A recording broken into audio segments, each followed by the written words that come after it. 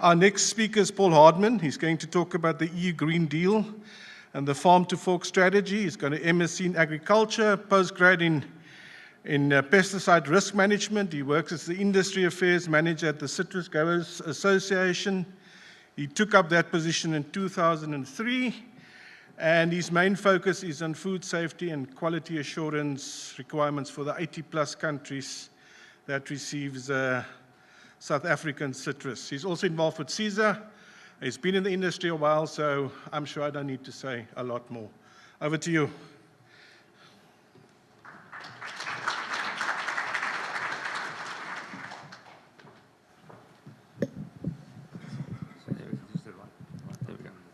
Great, thank you.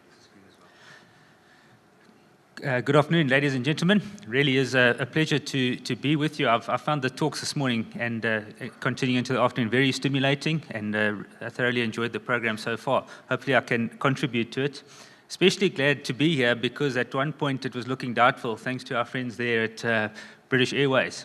And I've got to say I might have to leave a little bit early because that was my only flight option getting out, unless I'm here for a while. So, of course, I'm going to be talking about the Green Deal and the Farm-to-Fork strategy, and what I'm hoping to do is really just cover three sort of main areas of this. Is firstly cover how did we get here? How did we get to a point where we have a Green Deal? I'll then go into a little bit more detail about what actually is in the Green Deal and the Farm-to-Fork strategy, and then wrap up with how I think it's going to affect producers and exporters of fruit out of Southern Africa, mainly supplying the European market. So in terms of context, if you look at that map there, it really depicts the percentage of votes that the Green parties started to pick up in the last round of national elections in the member states. And in some of those countries, it's over 15%.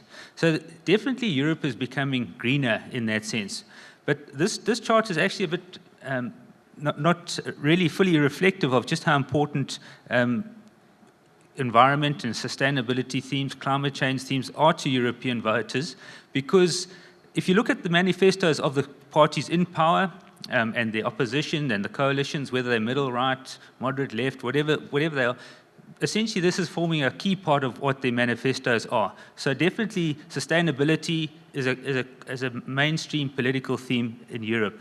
And it's definitely something that parties have got into power with, and their voters are holding them to account on those promises as well.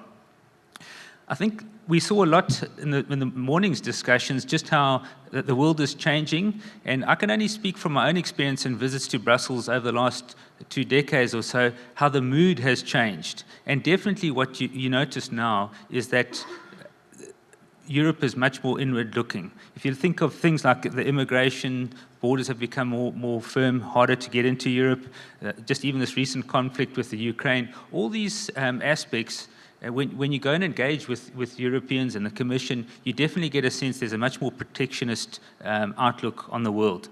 I think it's a natural sort of consequence of the last happenings in the last 15 years. And I think Brexit rattled some cages.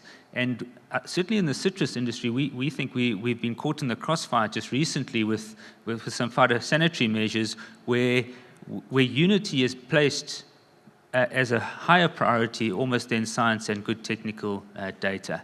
So it's a reality that the importance for Europeans to remain united is a deliberate outcome that they're looking for. The other thing I want to just reflect on is we need to, when we start sort of trying to understand the Green Deal, we need to understand the common agricultural policy that's in play in Europe, and just the extent of the funding and subsidies that growers in Europe are getting. It amounted to 387 billion euros, which will be spent over the next 7 years, and that's equal to about R1 trillion each year. That's 2.5 times the South African nominal GDP. The Common Agricultural Policy is basically a massive wealth redistribution pact that was signed between agriculture, society, consumers, where essentially funds get channeled from consumers into the pockets of agriculture and people living in rural areas, and it's essentially bypassing the normal economic supply and demand price setting mechanisms. So it's quite an important factor to understand in terms of how producers in Europe receive their income. A colleague of mine indicated that up to 33% of farming income was not related to farming activity. So whether you produced or not, you still got 33% of your income. That were the averages from 2015 to 2019 in the Common Agricultural Policy. So the new one has been signed, and in the new one, over 40% of the CAP expenditure will be directed towards climate action. So this real theme of sustainability and climate imperatives that are coming through. In terms of that spend, basic payment scheme, green direct payments, and other incomes accounted for 2/3 of the funding in the European Agricultural Guaranteed Fund. And in the other major fund, you can see immediately they're targeting environmental protection and resource efficiency, climate change adaptation and risk prevention, low carbon economy, and research and innovation. So in terms of the approach that they're using to drive the Green Deal, it's through this funding mechanism, and you can capture more subsidies the faster you move into the Green Deal preferences. The other important thing to understand, and this is starting to get into some of the implementation of the Green Deal, is that these are the main directorates in Europe, the Commission sitting in Brussels. So this is the government of the whole of the Union. So DG Agri is responsible for the Common Agricultural Policy. DG Environment is looking after natural resources and biodiversity. You've got DG Santi, which is looking after food safety and health, and they're driving the Farm-2-Fork strategy. DG Trade is responsible for, obviously, trade agreements, and you'll see why that's going to be important for us in South Africa, because the trade agreements are going to change. And then you get DG Research and Innovation, which will, in the Horizon Europe program, which is fully dedicated to the goals of the European Green Deal, they will receive 96 billion euros into that program over the next 5 years. And I'm sure Stellenbosch University and others would really like to get a bit of their hands on some of that money if possible. Okay, so with that sort of background, what actually is the Green Deal? So the Green Deal really is a policy framework that overarches the whole of the economic activity within Europe. It's not just related to agriculture, or that's a key component. And as I said, it's come out of Green parties getting into power, and now the Green influence starting to influence policy at a political level. And then what happens is the Commission, the government, picks up on that and starts to run programs. But what does it promise? Clean air and clean water, healthy soil and biodiversity. These are the slogans. Healthy and affordable food, longer lasting products that can be repaired, recycled and reused, future-proofing jobs and skills training for the transition. These are the high-level outcomes that are intended out of the Green Deal. If you actually look a little bit deeper than that, there's basically several policy areas that they will be focusing on. A zero-pollution Europe, transition to a circular economy, the Farm-2-Fork strategy, which we'll go into a bit more detail on. And so it goes on. We'll get into a bit more detail on these, but essentially there's half of those directly impact agriculture. The others are talking about maybe your energy production and consumption and distribution, and then public transport, etc. But overall, essentially Europe is trying to go to a climate neutral economy and society by 2050. That's the overall goal. Okay, just unpacking that a little bit, what's the Farm-to-Fork strategy about? It's essentially trying to change the food systems that apply in Europe. So it's an overarching strategy deliberately trying to change the way food is produced, distributed and consumed. If you look at towards a green cap and taking everyone along, another slogan within the Green Deal is leave nobody behind. So how do you do that? Well, you pay them to catch up. That's what you do, and that you subsidize them, and you make sure that they're moving forward.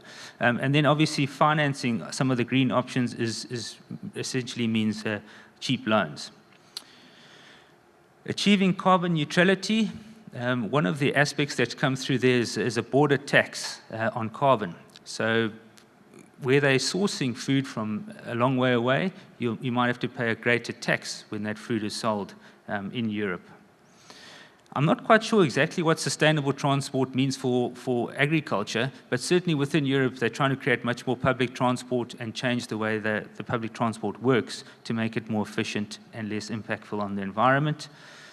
Preserving Europe's natural capital, that really speaks to the biodiversity strategy and links in very closely with market access. We heard even in the talks just how the number one priority and game changer for fruit industries is market access. And market access is linked to now a mechanism here where they're trying to preserve biodiversity, and that potentially sways you on a more of a precautionary path and reducing market access rather than being more pro-trade and allowing market access.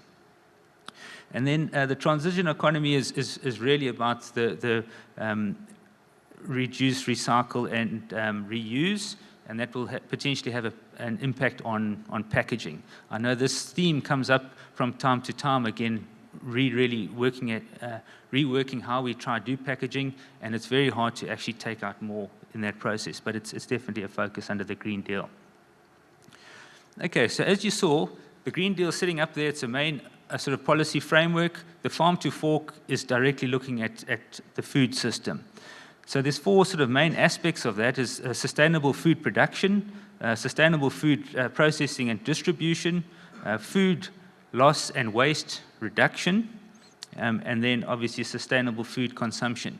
And that green area is potentially the one area that we have a fantastic opportunity and something that we've got to build on, which I'll get into just now.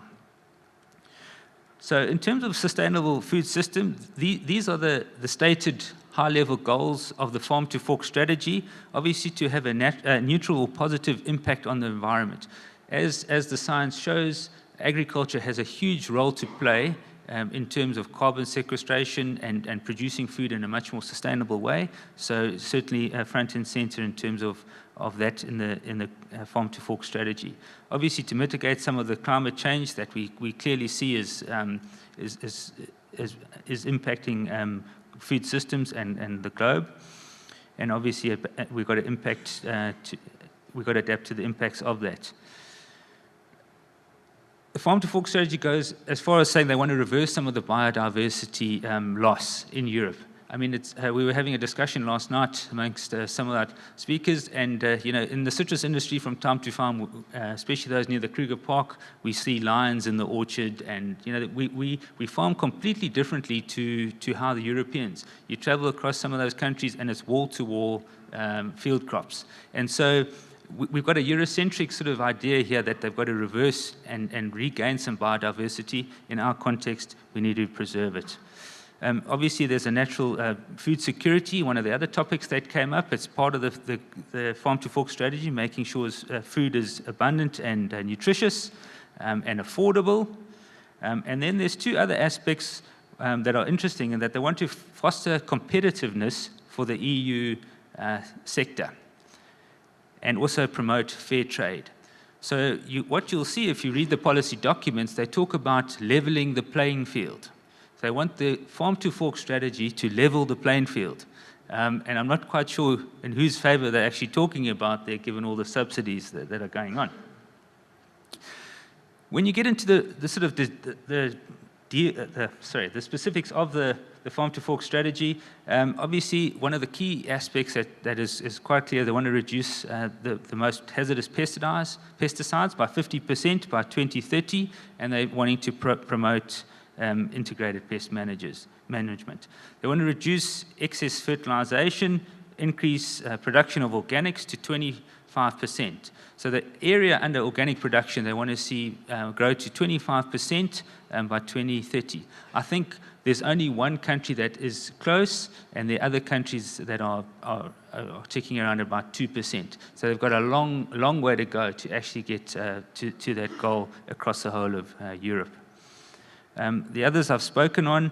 It was just interesting that things like improve animal welfare, reduce the use of antimicrobials, some of the themes that were spoken about this morning, you can see are now gravitating into policy and actually becoming specific targets within the European framework. They also want to raise environmental global standards. So part of what they intend to do is where they're sourcing food from outside of Europe, wanting to impose the European standards on those countries. So this is where the trade deals come in, and that we're going to see as part of how the cycle is going to pan out over the next decade or two. Of course, the assumption is that their standards are potentially higher than ours. And I think what we've seen is that we have got a lot to offer, and some of the European standards don't necessarily apply here in South Africa. Obviously, it's looking to improve the incomes of primary producers and reinforce EU competitiveness. Again, I think it's what the meaning is leveling the playing fields.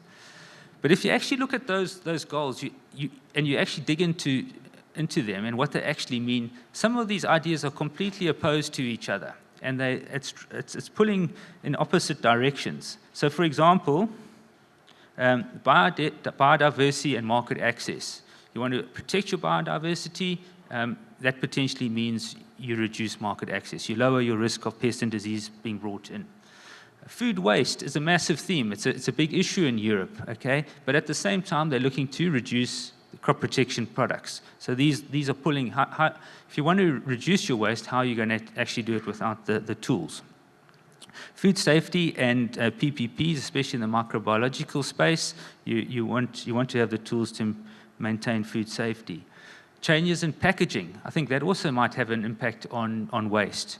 We certainly have experimented at different times with different packaging solutions, but your chilling injury, etc., blows it out the water. And then again, that your sort of competitiveness and improved income. At the same time, you're trying to be more competitive, but you're supporting your growers on the other hand. And organics in the citrus industry, basically, we can't see a strong future for organics just because of the market access requirements, again, entrenched. I'm going to speed up a little bit just because I'm running out of time, but so what does this really mean for SA producers and exporters into Europe? I think in the near term, we're definitely going to see disruptions in supply chains. We've had a recent example where there was quite a lot of uncertainty around just stickering, labeling. So this is how Europe is rolling out from the top, the Green Deal, the Farm-2-Fork strategy. It's now getting into legislation. So each of those different directorates are now transforming those ideas into policy and legislation. And what we're seeing is a bit of a patchwork effect at the member state level. So we've been caught out with that. So there's no longer a common market. You've got to actually apply different requirements for different countries. We do see and anticipate a push for organics, whether that's real or pseudo, is going to be interesting to observe. And then supply chains are increasingly going to start competing on sustainability themes.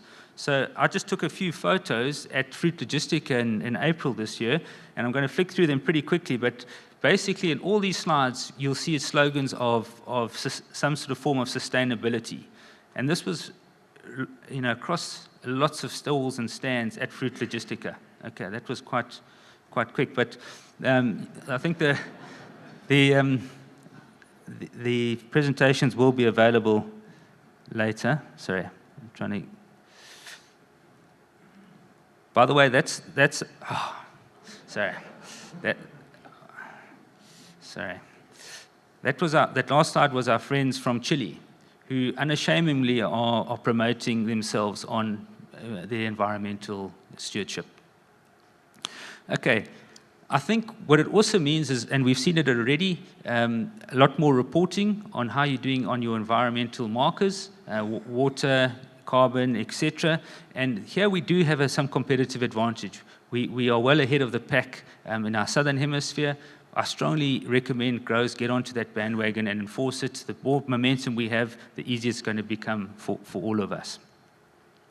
Medium term, I think retailer requirements are going to starting to reflect what they're seeing in the Farm-to-Fork strategy, but what government is not able to get to. What we found from experience is that when retailers start to do this, it actually undermines some of the good agricultural practice, mainly because they have relatively arbitrary approaches, and it's trying to do a one-size-fits-all, and it doesn't really work. We do see our crop protection options will be lost, and so it's going to be more difficult to actually protect our crops. And part of this is also linked again to move away from good science. The political agenda is starting to sort of muddy the waters, and it's not just a technical, scientific basis on which you're making your decisions. Long term, as I said, Europe is going to impose all these requirements, and it will be in the form of how the multilateral or bilateral agreements sign up. Okay, just a slide quickly on what we've been doing. I've been involved in the SHAFE Sustainability Task Group, a group that's met since last year. And basically what's been very interesting is how the Southern Hemisphere interprets the sustainability requirements. A white paper will be produced on that. It's going to be available quite soon. And what is perhaps interesting about that is just how community and people, tying in with what the Prof indicated earlier, is such an important part of sustainability, and it was encouraging to see that in all the Southern Hemisphere countries. From a CGA point of view, we've started we have a food safety and sustainability strategic plan, a deliberate effort to keep ahead of what's going on this front. We've got a sustainability forum, which meets about 3 or 4 times a year, as a platform to communicate about what's the new requirements coming out of Europe are. We've done a massive exercise to try to predict which chemistry will be lost over the next decade, a whole big risk assessment, and where we see gaps, we're trying to fill that, and that's where we're obviously tying in very closely with CRI. And then even things like logistics, making the supply chains work a little bit better, certainly helps you to deliver food and aligned to what the Farm-to-Fork strategy is looking for. So, yeah, just in closing, just a couple of questions. Do we really expect the Green Deal to level the playing fields? I think it's really going to have an impact on us, but it's actually going to make it more difficult for us, and I think we should anticipate that. How far will Europe go, and will they stay within the WTO rules? Well, we hope so. But as I said, their unity seems to be fairly important to them right now. And then I think there is some opportunity in all this, in that we are supplying good quality food, it's plant-based, it meets a lot of the broader requirements that they're looking for, and we're relatively close to Europe, so we do have some competitive advantage there. And then just a final point is, I think we do all need to really think about, are we doing our absolute best in terms of, not for the sake of the Green Deal, but on farms, in our workplaces, to reduce our own impact on the environment. Thank you very much.